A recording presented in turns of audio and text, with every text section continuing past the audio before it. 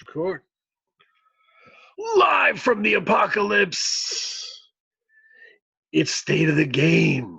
I am Dan O, co-founder of Free Music Empire. This is K Diggy. He was not in Blackstreet. That doesn't make sense for his timeline. Hello. How are you, sir? Good. How you doing, man? Well, it's been a lot. I didn't sign up to be a teacher. God damn it. But I'm doing it. So for this week, I gave you 3 options for albums to talk about. And you picked one. Yeah.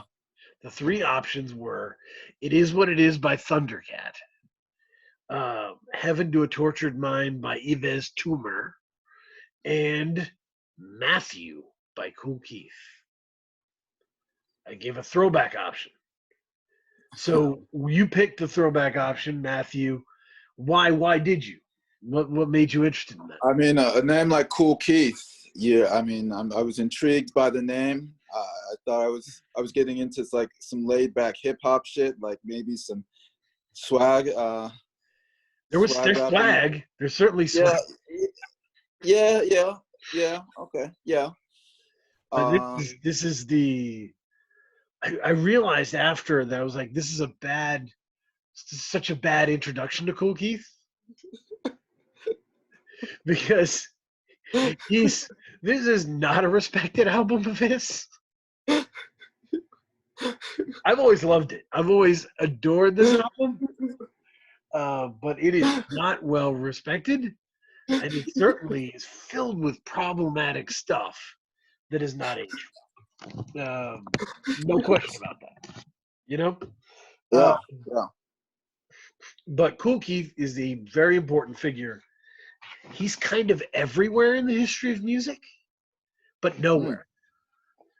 It's very strange. So his first album was with Ultramagnetic MCs in 1988 called Critical Beatdown.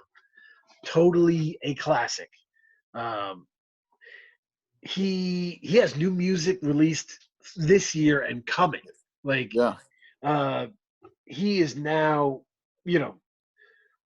this album, Matthews, released in July 25th, 2000. Yeah. So 20 years ago. Yes. He has 38 studio albums. He has no number ones, no platinum plaques. 1988 Critical Beatdown. I should get more into that specifically in terms of being important.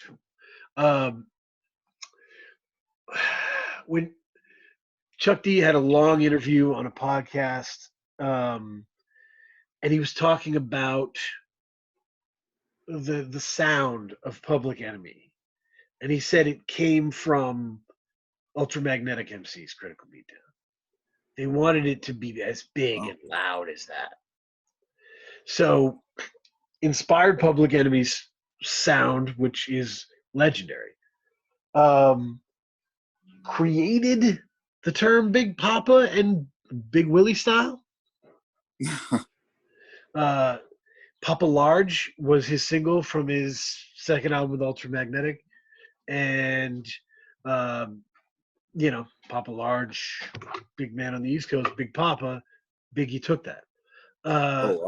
And Big Willie style, everyone says Big Willie style, he created that term. You also might know him because he's actually the voice on Prodigy's Smack My Bitch Up. That's him? Yes. They paid him $30,000, and he did that song, and it defined their career. Wow. It's weird. He's everywhere and nowhere. This man. This album is super interesting because it begs like an important question of like what you look for, right? Like sometimes if if someone has a limited experience, by the way, there's a moratorium on Jay-Z talk. There will be no Jay-Z references on this thing. We make too many. We're cutting it down. No Jay-Z talk. Okay. All right? Okay. But a lot of times what we look for is like excellence. Who's got excellence? But it's hard. It's when someone's had a long career, it's hard to understand and gauge uh, how to judge them. Uh, the Rolling Stones are an example. Rolling Stones have been putting out albums since, you know, what, late 50s, early 60s, cranking albums out, right? They Mm-hmm. probably have more bad albums than any band alive. Mm-hmm. But they probably have more good albums than 98% of bands, right? Mm. So how do you judge it, right? Like Brett Favre has the most pass attempts, but he has the most, interceptions. How do you judge it? And so Kool Keith has 38 albums. He probably has 18 bad albums. But he still has 20 great albums that shifted the culture. Mm-hmm. So this album is kind of the intersection of all those conversations to me. So what were your takeaways from Matthew? I mean, honestly, the beginning it was a hard listen, because, and you know, I shouldn't have went in there like Kool Keith is a very deceiving name. Yep. So I said, like, I went in there with expectations that I was just going to be like some laid back type of stuff. Right. But then I believe the first track is called FUMF. Oh yeah. And then I realized that no, this Kool Keith wasn't quite what I thought he was going to be. Yeah. And I mean, the first couple of tracks, it's relentless. Like he's just it was very hard to like, I almost like had to like stop. I was like, but I almost stopped. I think I'm looking at maybe at Operation Extortion. I almost stopped. Yep. But I was like, Yep. you know what? I got to do the research. Let me power through. And then I think once we got to like midway, I'll say Extravagant Traveler. Yep. It started to ease up a little bit, and he started to relax, and like it wasn't so intense. And it was actually like it was relatively smooth sailing for the rest of the album. He's like, what did my write-up on this was now in rap we have lots of different lanes: gangster rap, conscious rap, club rap, sing rap, sex talk, etc. When Kool Keith came out, that didn't exist. He created lanes for artists today. He was the first one to declare concept albums about weird stuff. Dr. Octagon, Analog Brothers, Black Elvis, Lost in Space, horrorcore albums, Doctor Doom, Sex Talk, Sex Style, Spank Master, just entirely about sex. He made space age weirdo rap, but he also made really like hardcore gross rap. Yeah. I was trying to think of Lived in the Projects. I'm going to start quoting some lyrics. This is a good time here. Lived in the Projects. Me standing on top of your tour bus butt naked with a fucking hockey mask, slicing your cashmere with a sharp 7-Up glass.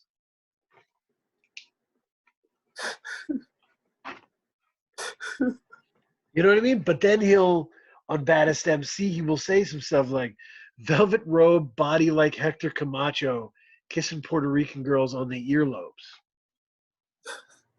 He knows that's funny. Like, he knows that's funny. You're not really sure where, like, the funny, the disgusting, the terrible, he doesn't care about the lines at all.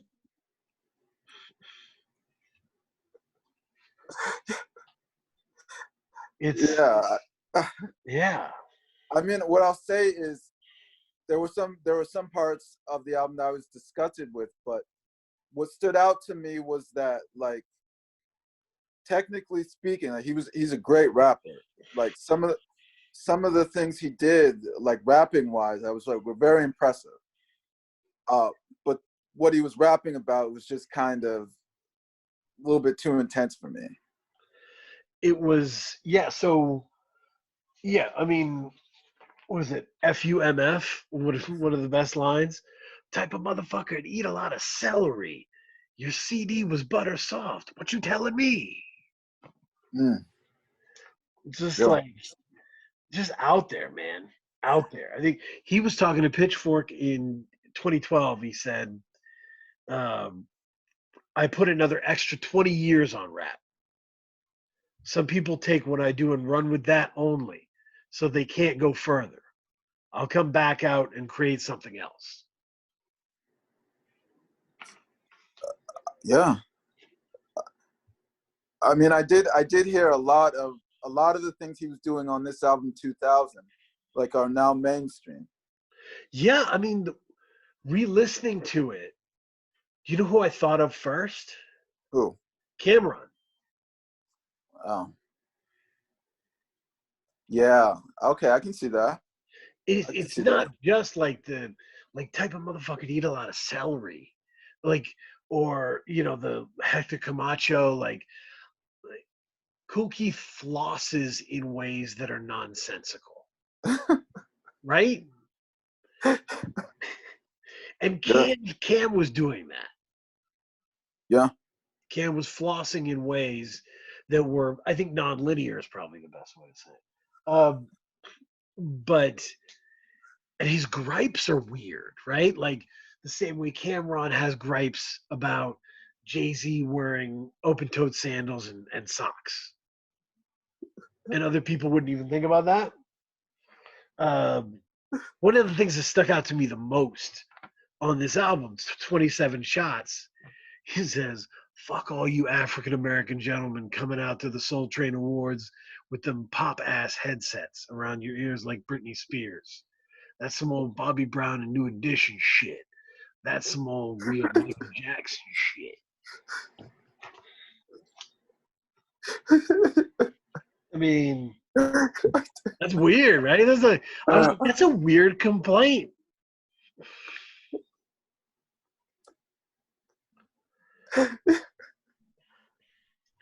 Yeah, but I get what he said. The image, I get what he's saying. Like, He's from 1988, man. He started this in 1988 in the Bronx. And he's looking at these dudes. Do you know what came out in July of 2000? July 2. No, what? July 2000. July 25th, 2000 came out the same day he came out. Project Pat, Murderers and Robbers. Wow. And Baha Men Who Let the Dogs Out.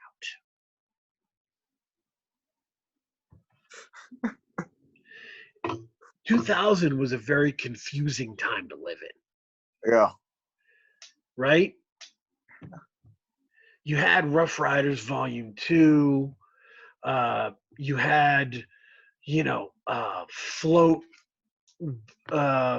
coming, Cannabis, and like Float by Aesop Rock. Just really important people coming out, Diggable Planets. I mean, the underground was strong, but at the same time, you know, you got some weird stuff, dude. You've got the Baja Men, you've got Country Grammar, you've got like some real pop stuff hitting. Little John's hitting, Mm-hmm. So you're seeing in 2000, record labels had figured it out. In the 80s, record labels didn't care about rap, period. Yeah. In the 90s, record labels knew they had to and started to try to. And they had different levels of success. Mm-hmm. In the 2000s, they've got data now. on what works and what doesn't work. Yeah. And they're starting to put this together. So that's why his complaints start to get very specific. Yeah, and that's what I'll say. Like, so the album starts out with this intense rage. Yep. But then when there's a song where he's talking about the record labels. I think it's near the end. Yep. Maybe Shoes and Suits. But he gives like his perspective of the record label or the record industry, the music labels, and he gives his gripes with them. Right. And the way that he broke it down was actually one of the most eloquent breakdowns of the music industry that I've heard. Yes. Yes. I mean, he knows a lot about what he's talking about. Yes. And so there's pros and cons, but it's valuable information. Yeah. What was I going to do here? And I mean, I can explain. It sounds like a label tried to screw him over. Oh yeah. And that's why he was upset. So that, I mean, I can understand if. I mean, continually, this is a guy who nobody knew what to do with this dude. Yeah. Nobody knew what to do with this dude. I'm gonna read you some stuff here. Let me see here. Okay. Of all the personas at Kool Keith's disposal, Dr. Octagon, Dr. Doom, Robbie Analog, the one that seems to give him the most trouble is Kool Keith. Maybe you can chalk it up to Randy Newman principle. He does his best work when he gets out of his own skin.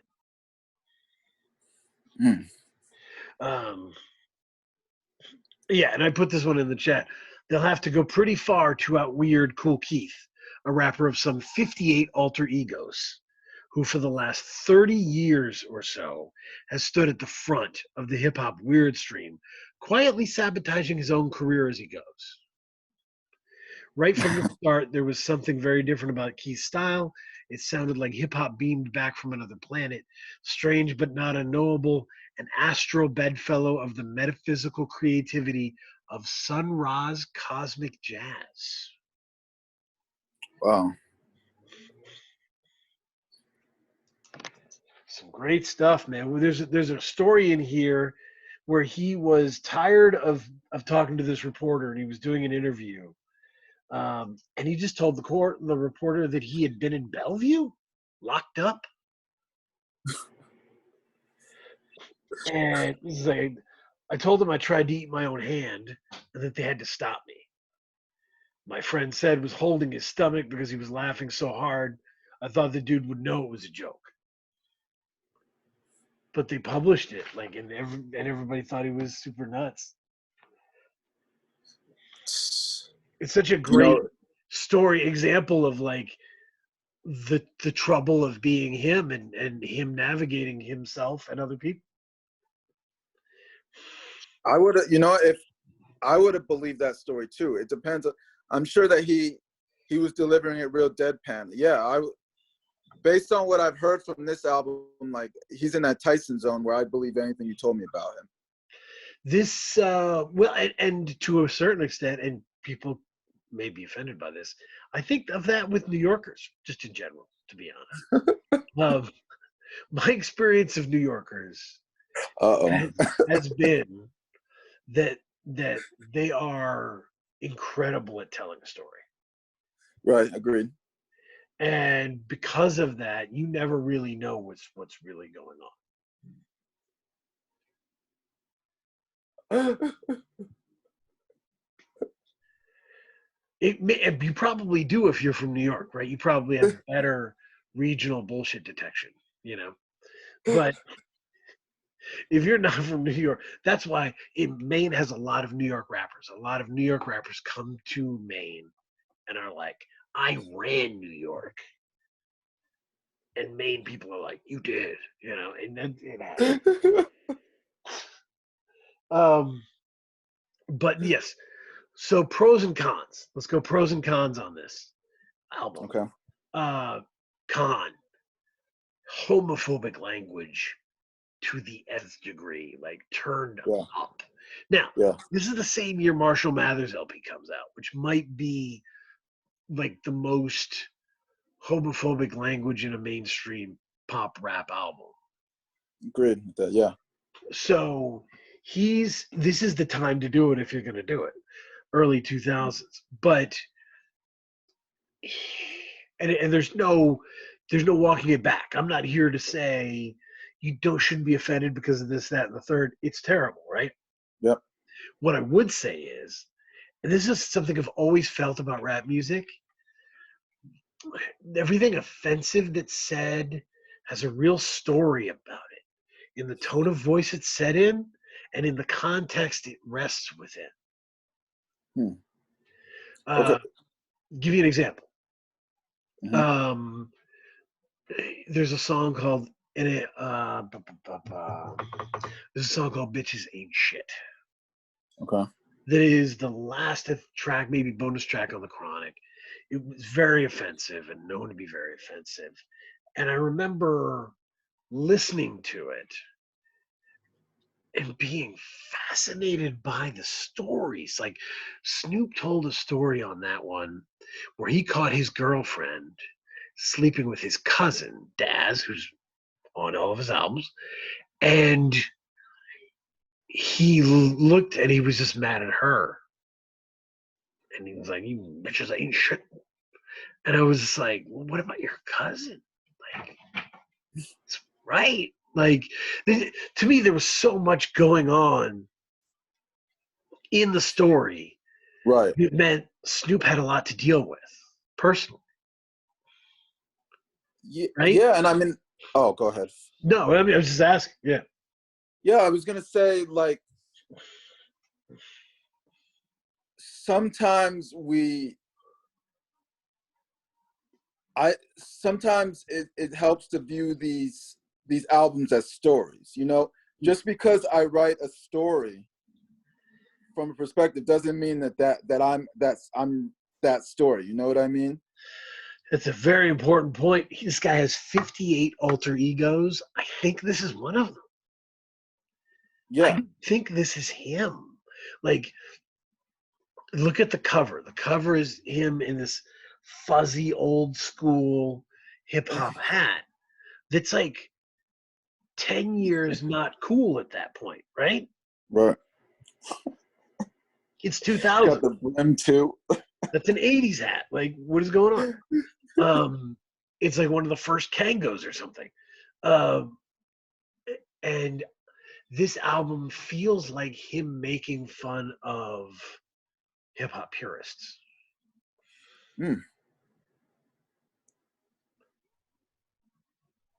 That's an interesting observation. But every homophobic slur in this tells a story, man. Tells a story. And I think the story they tell is that Keith is terrified of you thinking that he's soft because he's weird. It's a What had happened in the 90s is people had started calling out weirdo rap and being angry at weirdo rap and saying, "Keep that bullshit aside. I do street rap." Yeah. And really it means like, oh, so you rap about like three things, right? And Kool Keith was trying to expand what he was talking about and like talk about a lot of different weird shit. That doesn't mean I don't listen to a lot of people who rap about three things over and over again. I do, and I love it. Right. But that's not for everyone. Mm-hmm. And he wanted more. And he tested the waters. And while doing that, everyone was calling him all kinds of weird names because he was dressed in a funny Elvis wig or, you know what I mean? Right. Not doing the strictly, pure hip hop stuff. Right. So it And was. that's what I think. I mean, listening to this album, it's because I didn't know. I went into it blind. Like I didn't know anything about Kool Keith except for the name. So usually when you hear an album, you can get a sense of, okay, this is the demographic that they're trying to appeal to, the rapper's trying to appeal to. this is their target audience. This is what they're about. Right. I mean, this album, like it doesn't jive. Like it's there's such a disconnect between how you describe him and what I heard on this album. Makes sense. Yeah. Yeah. And so there really was no lane. Like you said, there's no clear lane for him. You know what I mean? Right. And the weird part is if you listen to Black Elvis Lost in Space, which I think comes out the year before, it is so much better and so much more coherent and so much more like it knows its lane. It's funny. It's futuristic. It's you know, flossing. It's very popular with like alternative kids, you know. But like the article says, he sabotages himself. If you look at his collaborations, his most important album, Dr. Octogynecologist, a supremely strange album relating the adventure of the titular doctor, a nightmarish surgeon slash gynecologist slash half shark, alligator, half man from Jupiter, who performs rectal rebuilding surgery and relocates saliva glands. That's his biggest hit, and it's a beautiful album. It's produced by by Dan the Automator, very important producer. And immediately after it comes out, he starts shitting on Dan the Automator. And, you know, because Dan the Automator is getting too much credit. So ruins that relationship. I see him live in Maine with a guy that I think is fabulous, one of the Analog brothers, Jackie Jasper. Well, you know, look up Kool Keith, Jackie Jasper, you get diss tracks. He had a real problem maintaining professional relationships over the years.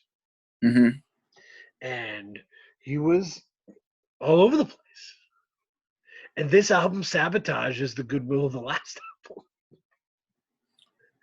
album. And the homophobia in it is a device.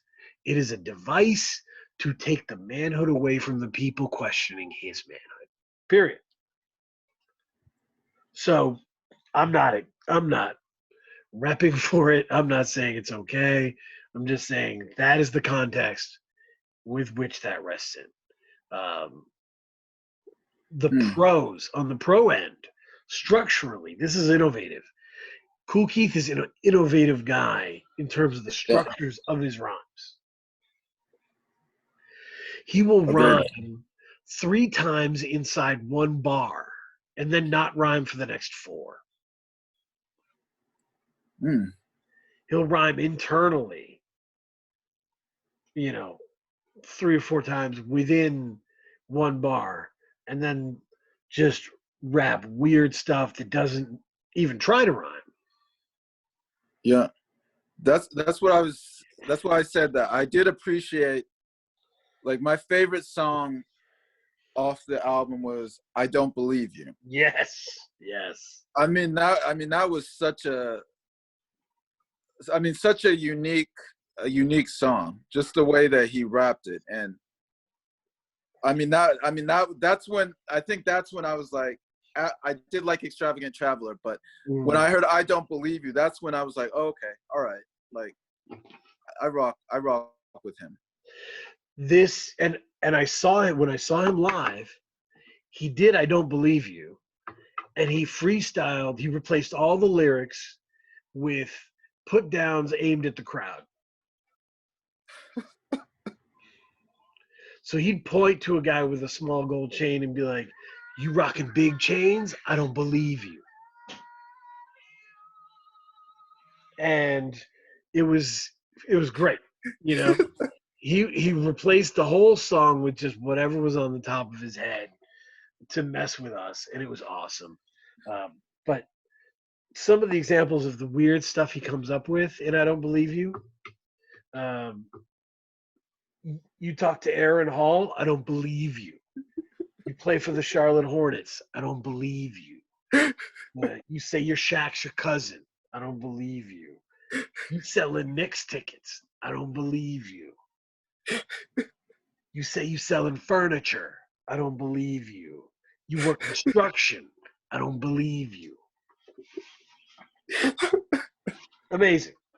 Amazing. Truly like one of the funniest people in hip hop, but one of the people who just it was almost like Peter Sellers or something. Like he was in character, and the anger of the character had to be threatening. It couldn't just be a joke, or he couldn't enjoy it. So there had to be a threatening vibe there.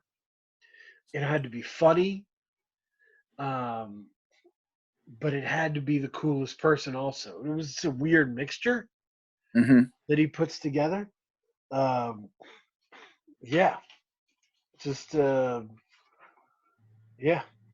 You got your hair done. I don't believe you. Crazy. Yeah, I mean that was like pure poetry to me. Like if I could write a poem, I would call it I don't believe you. You know what I mean? You could just, cause yeah, there's a lot of things out here not to believe. And yeah. I mean, really, like what I guess if I was to like sum it up, I would say Kool Keith becomes hip hop's Deadpool.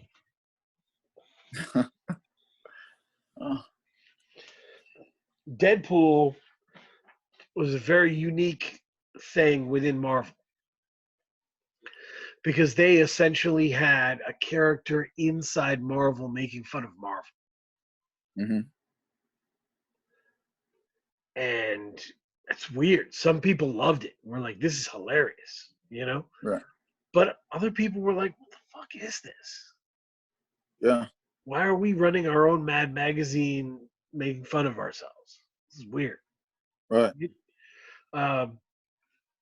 And in that regards, it's hard to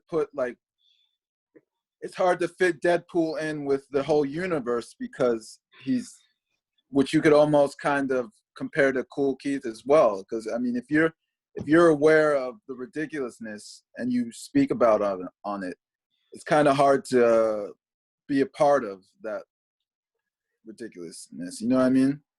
Yeah, I mean, it's because everyone else is doing their bits, building their brand. And Kool Keith is sitting there making fun of everything out there. Yep. And outdoing it and producing, like most of this is produced by him, dude. Yeah. He makes these beats. Like what I'm reading, it says he produced the entire thing except for track 16, which is produced by Cutmaster Kurt. I love Cutmaster Kurt. Yeah, no, it's so I don't believe you. He did that. Like that's his beat. Wow. It's fantastic. So he's just an incredibly intelligent guy. Yeah. Who, when he's in his zone, is unbelievable. And when he was in his zone, changed everything for people. Like one of those rappers' favorite rapper guys, you know? I can see that. I mean, because as I said, a lot of the flows that I heard on this album, I've heard other rappers use. Oh yeah, internal rhyming. Kool Keith was on a podcast. He was talking about the Ultramagnetic days, and he said he'd be walking around the Bronx, and somebody would go up to him and be like, "That shit, I love that shit, but it doesn't rhyme." And he'd be like, "I know." Just keep going. Like he says, "Yeah, I know." Because he was like the first guy to be like, "Why do I have to?" Yeah. You know? What, just because he did? Yeah. Huh? And hip hop is built on the foundations of, oh man, like I love KRS, so I'm gonna do KRS's flow. You know? KRS did Melly Mel's flow, right? Like it's built on that. You know, you can hear Big Daddy Kane's flow in Jay. Oh, he was muted. Anyway, but yeah, Kool Keith rejected all that stuff. Mm-hmm. He was like, it'd be a nightmare if I sounded like any of you people. Yeah. And no one had been like that before. No one had said that. That's wild. Mm-hmm. So ultimately, would you feel it was a valuable list?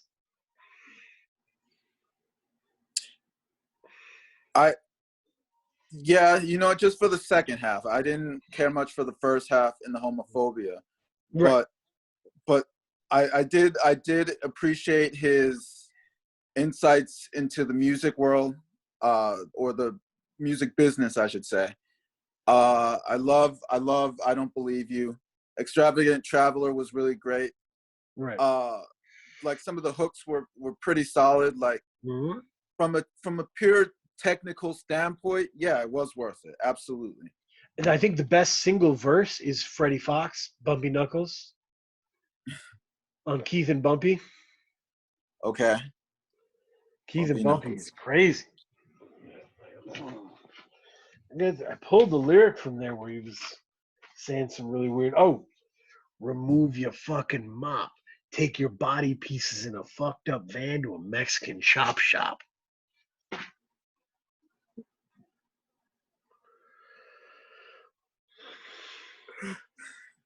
And I mean, Freddie Fox just goes off. He's great. It is. Yeah. So yes or no? Is this album a really weird version of boom bap rap, or is it making fun of boom bap rap?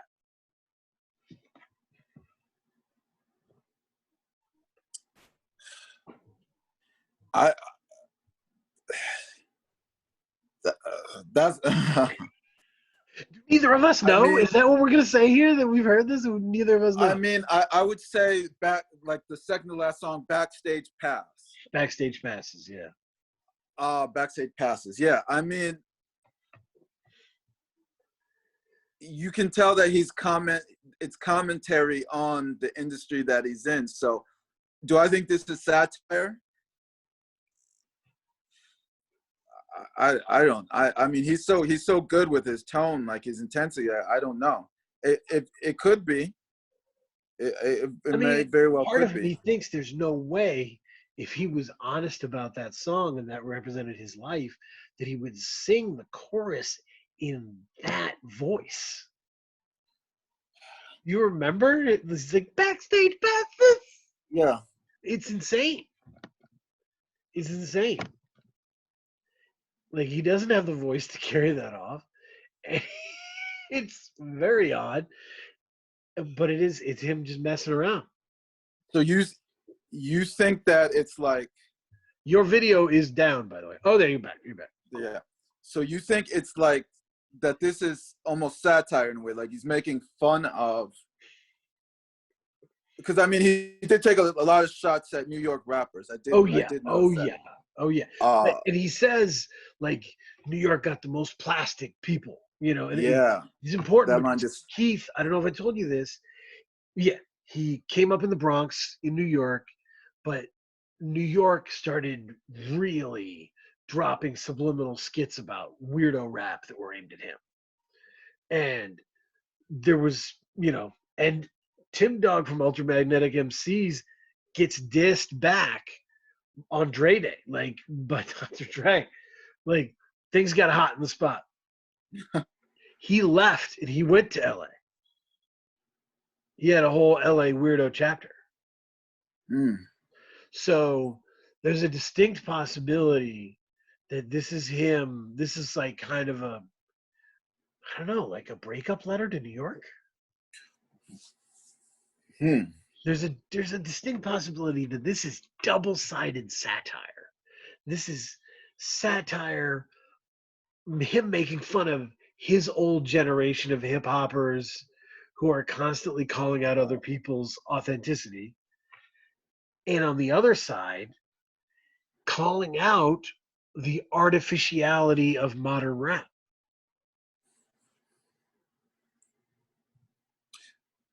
Now, why is it named Matthew?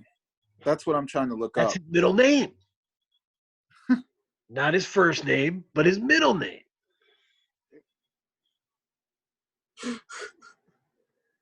Very strange, Keith. I still ultimately don't know. What is it? I could be reading too much into this, but I could be reading too little into this, right? This is, I mean, half man, half alligator, half shark gynecologist from the future. This guy's on a different level. He's on a different level. Yeah. I don't know. I don't know. But My gosh. I want people to have the confusion I have. I'm valuable definitely confusion. confused. Definitely confused. There's I'm why looking at his wiki page. I'm looking at his alter egos. So Dr. Octagon, Dr. Doom, Kool Keith, Black Elvis, Dr. Ultra, Crazy Lou, Papa Large, Keith Korg, Dickie Long Docking, Platinum Rich, Underwear Pissy, #1 producer. Yep. Yeah, no, he's had a lot. And there's basically Kool Keith kicked open the doors and created all these weird spaces that other people could play in, right? Now he's part of that crowd. E40, right? We talked about Project Pat, 3-6 Mafia, people who were just weird. And those weird people have offspring, right? Yeah. 2 Chainz, all these different people. Cameron, all these new weirdos that everybody loves are descendant from these weirdos that didn't get the love in their own time that they should have. Yeah. So yeah, you shouldn't start with Kool Keith Matthew. You should probably start with Black Elvis Lost in Space or Dr. Octagon, but I'm attracted to the weird little albums that sit in the catalog and tell me a lot about who that person is. And I Don't Believe You is one of the core songs for Kool Keith. Yeah. He's fabulous. So also recommendation corner, I have to say, I want everyone to read Denez Smith, Homies. Denez Smith is one of the best poets in the world. He slips from sexual to analytical to heartfelt, and he slips between those so seamlessly that sometimes his books aren't cohesive enough for me. They're all over the place. Homies is the one that is, to me, sequenced the best. It really comes together as a whole thing. But he's absolutely brilliant. Yeah. And so there's that. Oh man, so much good stuff coming out. Obviously, the 8th on streaming services, Descendants of Man by Ka will come out. Looking forward to that. Yep, there's a lot. I mean, yeah. I mean, but this John Prine discography thing that I've been doing is way more than I bargained for, man. It's amazing. He's amazing. His first album is in 1971.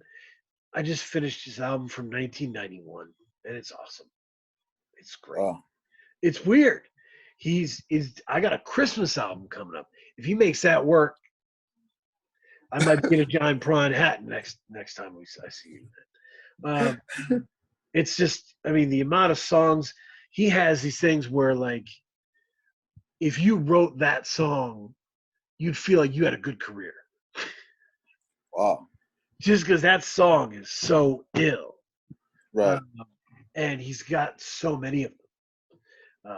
It's fantastic. So uh, check out some John Prine. Jump in anywhere you want. Uh, yep. Next week, the challenge is this. You ready? Mm-hmm. Your favorite guy in the world, Drizzy Drake, former child star, dropped a mixtape. And Gosh. I want to talk about it only if I can talk about it in comparison to another album. Of his? No, Okay. someone else who was actually trying. And it would either be Mozzie's Beyond Bulletproof, which is such a beautiful album, or Descendants of Cain. We'll go with yeah. I can't wrap my head comparing Ka to Drake. But Mozzie, yeah, I could do Mozzie, yeah. But Mozzie is a really good comp because Mozzie's deal has always been he just cranks stuff out. He cranks a lot of stuff out. And so the beats are fine, but they're not unbelievable. He doesn't sit on beautiful beats. He cranks them out. And the songs are very raw, they're very just him. This one has that polish, man. It does. Wow. Okay. You know the difference between Currency mixtapes and Currency albums? No. What would you say Like, there? so like a Currency mixtape is him just like spitting, right? Give me the beat and spit. A Currency album is like, you know what, man? I'm gonna call Trey Songz for this hook. You know? You know what, man? I'm gonna call this dude, see if I can get a feature and beat like, and it's just on a higher level when he wants it to be. Okay, that's a fair point. You know what I'm talking about? Like, That's a fair point. Pilot Talk doesn't sound like the mixtapes, right? No, you're right. You're absolutely right. There's another level. Beyond Bulletproof is another level, and it is, and I think it competes as a pop album, and I think it competes as a West Coast hardcore. This life's taken a lot from me album at the same time. So I would love to compare those two. Yeah, with you. sounds good. And talk that talk. Tootsie slide out of here. Good times. Oh, also Kalani's coming out Friday. I am so excited. Have you seen the track list? I haven't seen the track list. I heard the song. What is pretty much Get Mad and Makeup, the Makeup Sex song. I haven't heard it. But the track list has a collaboration with her and Janae. Oh wow! And another collaboration with Lucky Day and her. I'm really excited about it. I'm really excited that R&B is like sticking together in this really intelligent way. Yeah. You know what I mean? Lucky Day has one album. You know, he's a rookie. He's not on everybody's radar. That's a smart collab. Okay. So, yeah, keep your ears to the ground, man. Wash your hands. We're gonna step out of here. In the comments, if you want to leave comments on what we should talk about next, I will be looking at the comments. If they're stupid, I'll move on. But whatever.